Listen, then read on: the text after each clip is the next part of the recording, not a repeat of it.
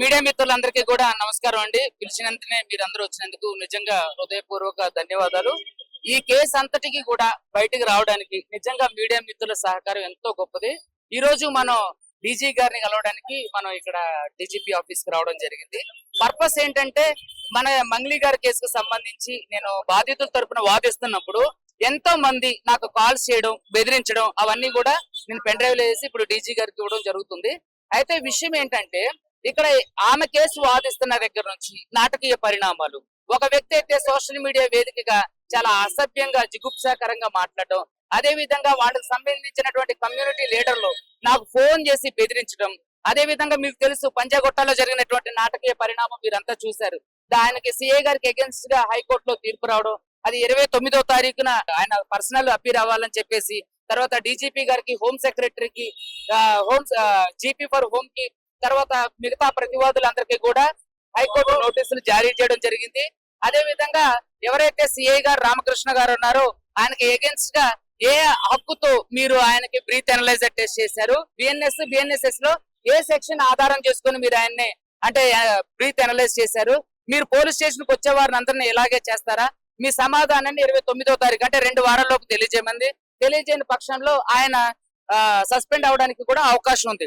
అయితే ఈ క్రమంలో మనకి ఏంటంటే ఈ మంగ్లీ గారి కేసు వాదిస్తున్నప్పుడు నుంచి ఆవిడ మీద కేసులు పెట్టి ఆవిడకి సంబంధించినటువంటి విషయాలన్నీ కూడా నేను మీడియాలో చెప్పడం ద్వారా అనేక మంది నాకు ఫోన్ చేసి వాళ్ళ కమ్యూనిటీ పెద్దల దగ్గర నుంచి, అదే విధంగా ఉస్మానియా యూనివర్సిటీలో వాళ్ళ కమ్యూనిటీ సంబంధించినటువంటి కొంతమంది ఎవరైతే ఉన్నారో ఏది లీడర్లుగా చెప్పుకుంటూ news and print and electronic మీడియాలో నన్ను బహిరంగంగా బెదిరించారో వాళ్ళందరి మీద యాక్షన్ తీసుకోమని, అదే విధంగా ఎవరైతే మంగ్లీ ఉన్నారో ఇప్పటి వరకు కూడా ఎందుకని వాళ్ళ తమ్ముడి మీద కేసు ఫైల్ చేయలేదు, నిజాన్ని నిర్భయంగా బయటకు తీసుకురావడానికి మంగ్లీ గారికి ఎందుకు భయం?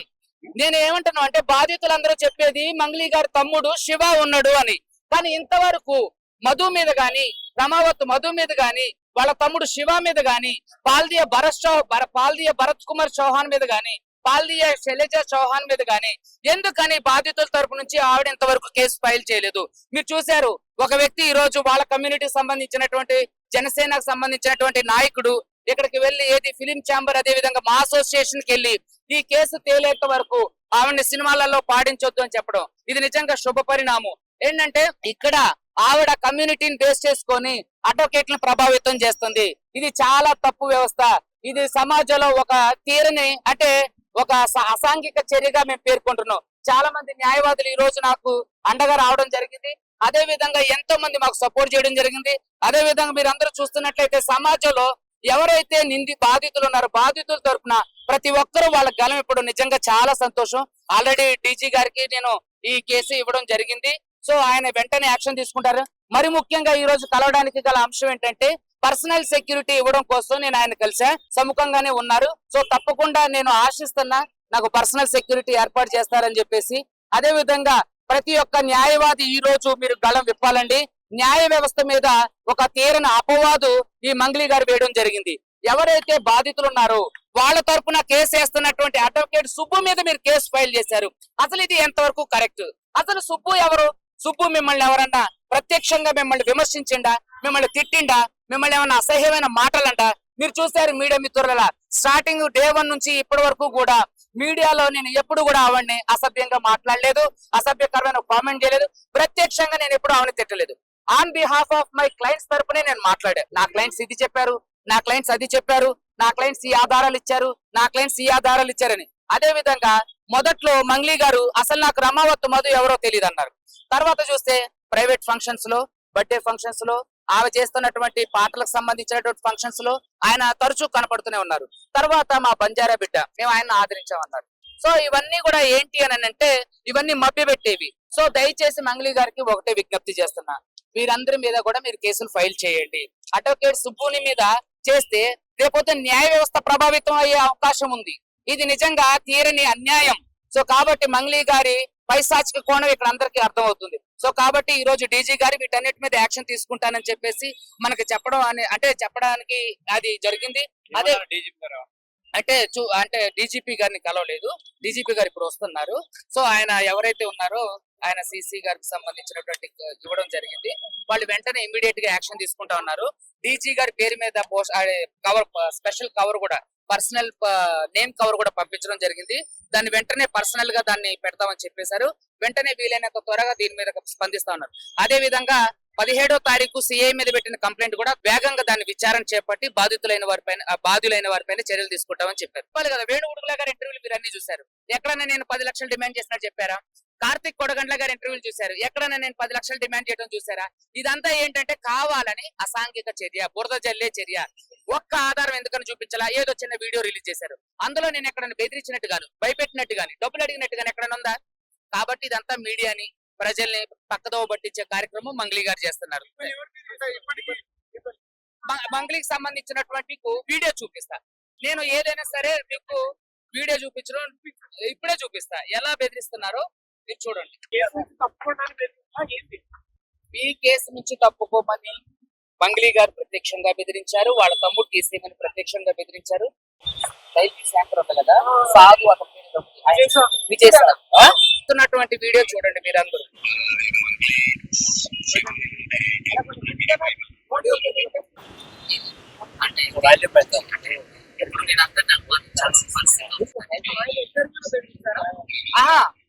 ఆయన ఇంటర్వ్యూ చేస్తున్నప్పుడు వేరే వ్యక్తి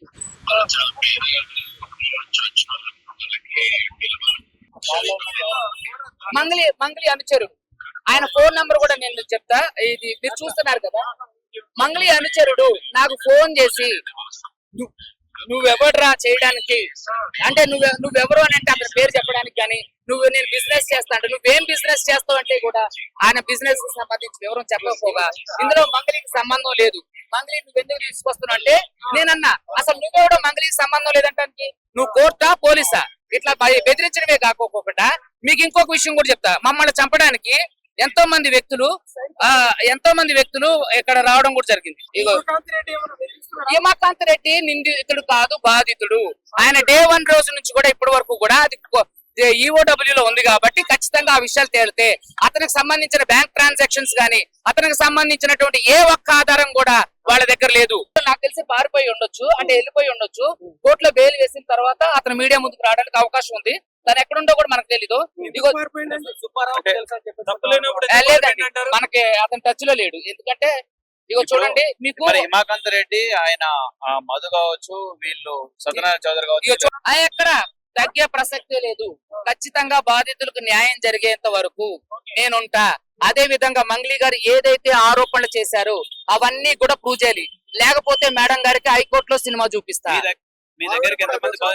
తప్పకుండా ఎక్కడైనా ఇప్పుడు ఆవిడకి సంబంధించినటువంటి ఏ ఆధారం లేకపోతే నిరూపించుకోమనండి. వాళ్ళ తమ్ముడు ప్రత్యక్షంగా ఎందుకుండో, ఎవరైతే ప్రధాన నిందితుడు రమావత్ మధు ఉండో మీకు డైమండ్ నెక్లెస్ కొనిచ్చిందని భరత్ నాయక్ ఎవరో మొన్న ఒక ప్రధాన మీడియాలో కూడా చెప్పిండు.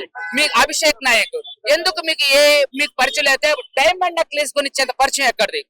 మీరు పాటలు పాడుతుంటే మీ బ్యాండ్ లో అతనుండి ఎంజాయ్ చేసే పరిచయం ఎక్కడిది? మీరు వాళ్ళ ఇంటికి వెళ్ళి అర్ధరాత్రి ఫోటోలు దిగొచ్చేంత పరిచయం ఎక్కడిది? ఎవడైతే ప్రధాన నిందితుడు రమావత్ మధు, భరత్ చౌహాన్, శైలజ చౌహాన్ తో మీ తమ్ముడు ఎందుకు ట్రావెల్ చేసిండు? బాధితులతో మీ తమ్ముడు ఎందుకు ట్రావెల్ చేసిండు? గుళ్ళు గోపురాలు ఎందుకు తిరిగిండు? వాళ్ళతో చాటింగ్లు ఎందుకు చేసిండు? వాళ్ళతో డబ్బులు పెట్టుబడి పెట్టండి, మంచి లాభాలు వేస్తాను ఎందుకు చెప్పండి. మీ తమ్ముడితో ప్రెస్ మీట్ పెట్టించండి దమ్ముంటే. నేను బహిరంగ సవాలు ఎన్నో సార్లు వేసా, ఈ రోజు కూడా బహిరంగ సవాలు వేస్తున్నా. మీ దగ్గర ఒక్క ఆధారం ఉన్నా తీసుకొని రండి. సుబ్బు బెదిరించిండి అంటానికి గాని, సుబ్బు డబ్బులు అడిగిండి అంటానికి గాని, హైకోర్టు అడ్వకేట్ ఇలా చేసిండంటానికి గాని, లేదంటే పలానోళ్ళు ఇన్ని డబ్బులు ఎట్లా చేశారు, మీరు నన్ను బెదిరించినంటానికి, మనుషుల్ని పంపించారంటానికి చాలా ఆధారాలు ఉన్నాయి. సురేష్ బొబ్బిలి గారు ప్రతిలాడుతుండే అన్న వదిలేయన్నాని. అంటే మీకు ఆ వీరందరూ చూశారు మీడియా మిత్రులు. అక్కడెక్కడైనా నేను బెదిరించి భయపెట్టినట్టు ఆ వీడియో రిలీజ్ చేసిన మంగ్లీ గారి దగ్గర ఆధారాలు ఉంటే రిలీజ్ చేయాలి కదా. ఆ ఒక్క వీడియో రిలీజ్ చేసింది, మిగతా ఆధారాలు ఎందుకు రిలీజ్ చేయరా చెప్పమనండి.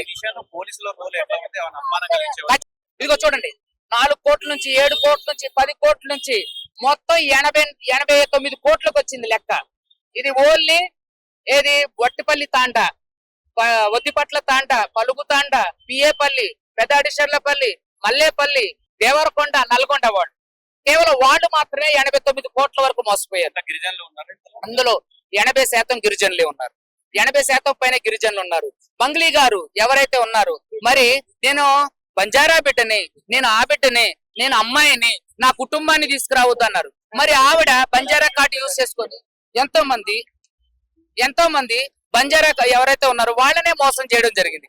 అదే విధంగా ఈవిడ మంగ్లీ గారు బంజారాని కొంతమందిని ఎగేసుకుంటూ వాళ్ళ మీద ప్రెస్ మీట్ పెట్టడం జరిగింది. మరి అయ్యా బంజారా పెద్దలారా, బంజారా తరపున వచ్చినటువంటి ఉస్మానియా యూనివర్సిటీ ఎవరైతే కొంతమంది విద్యార్థులు ఉన్నారో, నేను మిమ్మల్ని సూటిగా ప్రశ్న వేస్తున్నా. మీకు దమ్ము ఉంటే వాళ్ళందరి తరపున మరి ఎవరు మాట్లాడతారు? ఎవరు బాధితుల తరపున మాట్లాడతారు? వాళ్ళు 80% మంది ఉన్నారు. ఈవిడ సెలబ్రిటీ అనేసరికి ఓ పొలోమంటూ ఉరుకొచ్చేసారు కదా. మరి మీ బంజారా బిడ్డలే 80% ఉన్నారు. వాళ్ళ తరపున మీకు దమ్ముంటే నిలబడి వాళ్ళకి న్యాయం చేయండి. వాళ్ళ తరపున మీరు మాట్లాడండి, పోరండి. ఇవాళ కూడా ఎన్నో కాల్స్, సార్ మేము ఎంత మోసపోయినాం. ఆటో డ్రైవర్లు, ఆశా వర్కర్లు, కూలికి వెళ్లే వాళ్ళు ఉన్నారండి. దయచేసి నేను ఒకటే చెప్తున్నా, మంగ్లీ గారికి దీంట్లో సంబంధం లేదనుకుందాం. మంగ్లీ గారు కూర్చోబెట్టి మాట్లాడి సెటిల్ చేయడానికి ఆవిడకు ఒక్క క్షణం పని కాదు ఇది. శ్రీముఖి రోల్ ఏంటి ఇందులో? ఏమంటే నేను అమ్మాయి పేరు ఎప్పుడు తీయలేదు. నేను వేరే ఒక ఇంటర్వ్యూలో సరదాగా చెప్పిన సందర్భాన్ని అప్రస్తుతమైనటువంటి ఈ అంశానికి జోడించారు కదా. ఇప్పుడు నేను ఎప్పుడన్నా మంగ్లీ గారితో నాకు పలానా వాళ్ళు అంటే క్రష్ అని, అవునండి, క్రష్ అనేది ఏమైనా భూత, లేదా క్రష్ అనేది ఏమన్నా అసహ్యమైన పదవా? ఇప్పుడు చాలా మంది హీరోయిన్లు క్రష్ ఉంటారు, అది తప్ప? అయితే ఏమన్నా నేను మంగ్లీ గారితో ఏమైనా చెప్పానా? అసలు ఆ డిస్కషన్ జరిగిందా? మీరు మంగ్లీ గారిని అడగాల. ఇవన్నీ డైవర్షన్ పాలిటిక్స్ లాగా, డైవర్షన్ మీడియా అటెన్షన్ గ్రాప్ చేయడానికి, తప్పించడానికి, ప్రజల అటెన్షన్ తప్పించడానికి ఇలా మంగ్లీ గారు రోజుకొక ఎత్తుగడలు వేస్తున్నారు. ఈ రోజు కూడా మీకు ఒక వీడియో చూపిస్తా. ప్రధాన నిందితుడు రమావతు మధు మీతో పాటు మీ బ్యాండ్ లో ఏం చేస్తుండు? రమావతు మధు ఇది కూడా నేనే మీడియాకి రిలీజ్ చేయడం జరిగింది. రమావతు మధు ఉంటాడు చూడండి. అవును, ఎక్కడ నాకు అసలు తెలియదండి. ఫస్ట్ లో ఆడెవడో నాకు తెలియదండి. మరి ఇతను మీతో ఎందుకు ఉంటుంది? మీకు డైమండ్ నెక్లెస్ ఎందుకు ఇచ్చిండు? మీ అకౌంట్ కి మనీ ట్రాన్సాక్షన్ జరిగిందని చెప్పి ఒక వార్త వస్తుంది, అది కూడా త్వరలో ప్రూవ్ చేస్తా. ఇన్ని ఆధారాలు చూపిస్తాను నేను. మరి ఎందుకని మంగ్లీ గారు ఒక్క ఆధారం కూడా చూపించట్లేదు? ఏదో ఒక చిన్న క్లిప్ రిలీజ్ చేసింది. దాంట్లో ఏముంది మంగ్లీ గారు? నేను మిమ్మల్ని సూటిగా ప్రశ్నిస్తున్నా. దాంట్లో నేను మిమ్మల్ని డబ్బులు అడిగానా? మిమ్మల్ని బెదిరించానా?